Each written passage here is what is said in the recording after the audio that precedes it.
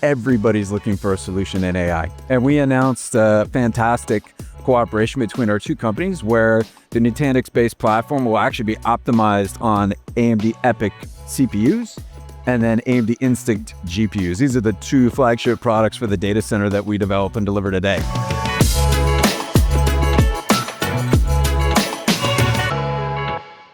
Derek, welcome to Nutanix.next. Thank you so much. Thank you so much for being here. I'm so excited to have you here. It's a pleasure to be here. Second .next. What do you think so far? This has been an impressive demonstration of Nutanix and the reach that the company has now. I've noticed kind of three core things that are shared between our two companies. The first one is I've been astounded at the number of times people have used the term customer intimacy.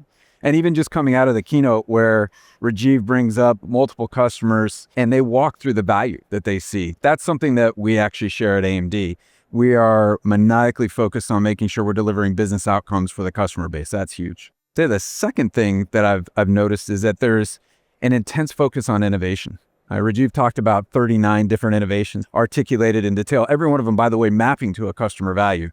That's very much focused to what AMD is all about too. If you look at the products and the technology that we develop and deliver, it all comes from innovation being applied to both semiconductors or silicon. And I'd say the last thing is, you can have customer intimacy and know what a customer wants, or at least believe you do. You can innovate to create clever solutions, but if you can't execute, it doesn't matter. And I've noticed over the time that we've spent working together the last year, our two companies are very focused on execution, and that's pretty exciting.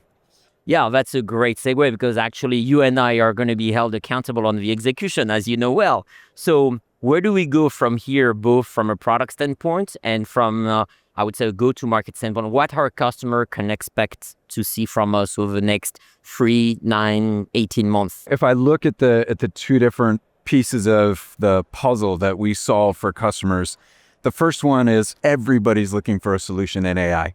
And we announced a fantastic cooperation between our two companies where the Nutanix-based platform will actually be optimized on AMD EPYC CPUs and then AMD Instinct GPUs. These are the two flagship products for the data center that we develop and deliver today. So there's a massive amount of work being done to actually optimize these two things together. The next piece becomes, how do we take that out to customers? How do we go work with a customer base to make sure that we identify what their pain points are, how our solution can help them deliver value?